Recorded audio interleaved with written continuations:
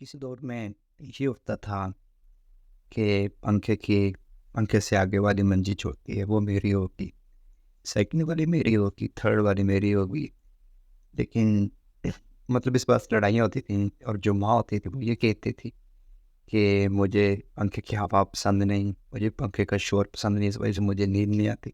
माँ की जो मंजिल चारपाई होती थी सबसे एंड पे होती थी। हालांकि सबको पता भी था कि ऐसा कुछ भी नहीं है, लेकिन माँ का क्या ख्याल था कि बच्चे एक साथ रहें, इकट्ठे रहें, बेशक आगे रहें। खुद ने उसको तकलीफ़ में रखा, दूसरों को, बेटों को, औलाद को मतलब उसको मतलब रहनुमाई की और उसके बाद उनको खुश रखा, जैसे भी खुश हुए उसने किया। फिर क्या हुआ, फिर थोड़ा-सा वक़्त और बदला, थोड़ा-सा वक़्त ने करवट बदली, तो जो इस बात से लड़ाई करते थे कि जो कहते एक तो कहता था आज ना ये मेरे जूते हैं, ये मेरी चारपाई है, पंखे के आगे वाली मेरी है, एसी वाला रूम में सबसे पहले जो मंचा है दूसरा जगह होगी वो मेरी होगी। इस तरह से जो मामला लड़ाई के थे, फिर क्या हुआ, फिर ये लड़ाई थोड़ी-सी सीरियस हो गई। फिर ये हुआ कि ये जो कमरा है ये तो मेरा है, वो आपका छोटे भाई का वो छोटा कमरा है, वो इस भाई का वो पुराने वाले रूम्स हैं, हमने ये न्यू, क्योंकि मेरी तनख्वाह ज़्यादा थी और इसलिए हमने ये रूम बनाया, तो ये लिहाजा ये रूम ये कमरा मेरा है। अच्छा, जिस माँ-बाप ने इतनी मेहनत से आपको पढ़ाया, क्या उनका कोई हक नहीं है? उनका रूम नहीं है कोई? उसके बाद क्या हुआ, ये जो फलाँ वाला जो जायदाद है ना इस साइड वाली वो मेरी है क्योंकि मैं बड़ा हूँ। वो वो वो जो जायदाद है ना मेन रोड पे वो मेरी है क्योंकि मैं सबसे छोटा हूँ, मेरा ज़्यादा हक बनता है। देखिए, माँ-बाप को तो सब बराबर हैं, बेशक बड़ा है या छोटा है, सब बराबर हैं। और उसके बाद माँ-बाप को मैं कहता हूँ कि सबसे अच्छा तो वो है, जिसके साथ है माँ-बाप। अक्सर के पास यही बात होती है कि देखें बाबा, देखें मम्मा, ये जो आपकी मतलब नो कह लें, कोई भी इस तरह बहू कह लें, इस तरह से कोई भी बात कह लें, तो ये इसका आपके साथ आपको गुज़ारा नहीं होता, आपकी खाँसी की वजह से परेशान होती है, बच्चों को नींद नहीं आती। इस तरह के मामलात, इस तरह से बहाने बनाकर माँ-बाप को दूर किए जाते हैं। मैं कहता हूँ बदनसीब है वो लोग, जो इस तरह के बहाने बनाकर अपने वालिदैन को अपने से दूर कर रहे होते हैं। अपनी वाह को नहीं बल्कि अपनी जन्नत को वो दूर कर रहे होते हैं। तो फिर क्या होता है जनाब, फिर जायदादें तक़सीम हो गई, उसके बाद वालिदैन जो मेन किरदार है, जो मतलब जिसकी वजह से आप इस मुकाम पर हैं, अगर वो आपको ना पढ़ाते, आपका ख़र्चा ना बर्दाश्त कर सकते, तो आप आज यकीनन दिहाड़ी कर रहे होते और आप मज़ीद परेशान होते। लेकिन आज उनकी मेहनत की वजह से, उनकी मज़दूरी की वजह से, उनकी अनथक कोशिशों की वजह से आप इस मुकाम पर पहुँच चुके हैं, इस मुकाम पर पहुँचे और आज आपको वो माँ-बाप अच्छे नहीं लगते। किस तरह से आदमी, कैसे आदमी, कल को आपके साथ भी ऐसा ही होगा मेरे भाई, ये भूलिएगा ना मत, कभी ना भूलिएगा, आपके साथ भी ऐसा ही होने वाला है। तो फिर क्या होता है, माँ बाप दिनों में तकसीम कर दिए जाते हैं, अफसोस दर अफसोस कि अपने वालदैन दिनों में तकसीम कर दिए जाते हैं। जी, इस महीने के जो पहला हफ्ता है, ये जी वालदैन मेरे साथ होंगे, अगले हफ्ते मेरे वालदैन फलाँ के साथ होंगे, अगले हफ्ते छोटे के साथ होंगे, फिर जो पहला हफ्ता आएगा तब मेरे पास आ जाएंगे।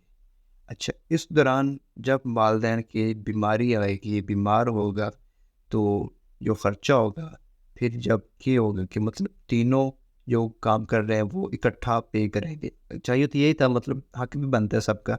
लेकिन क्या होता है कि एक कहता है कि देखिए भाई, मेरे तो बच्चों पे इतना ख़र्चा है, मैं तो इस तरह से इतना मेरा फ्लैट फलां कारोबार नहीं चल रहा, ये वो मसला।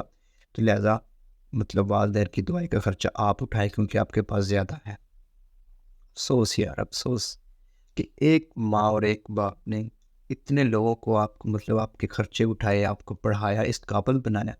अब आप इतने लोगों के पास सिर्फ़ एक माँ-बाप, उनकी खर्चा बर्दाश्त नहीं हो रहा यार।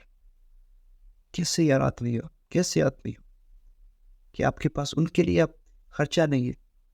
तो फिर माँ-बाप बेचारे रो रहे होते हैं और परेशान होते हैं। कभी उस दर, कभी उस दर, कभी उस दर, धक्के खाने पड़ रहे होते हैं।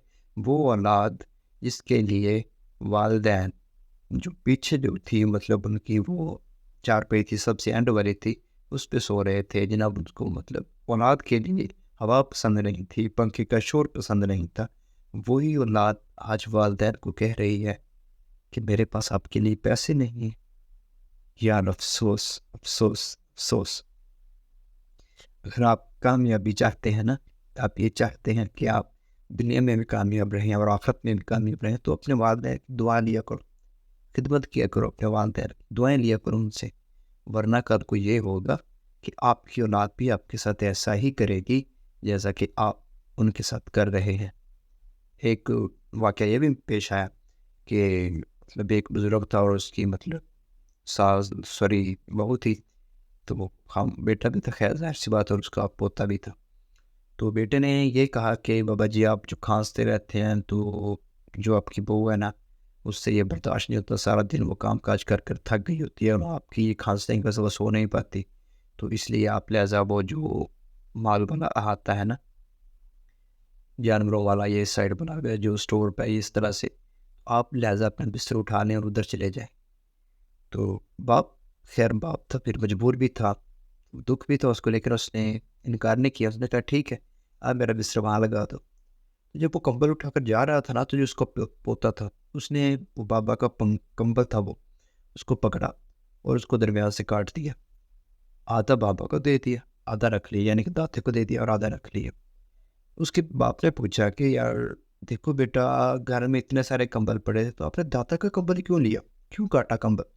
اس نے کہا اس لیے میں نے کاٹا کہ کل جب آپ بیمار ہوں گے نا تو آپ کو کھانسی آئے گی، تو یہ آدھا کمبل میں آپ کو دوں گا اور اسی روم میں بھیجوں گا جس روم میں آپ اب دادا جی کو بھیج رہے ہیں۔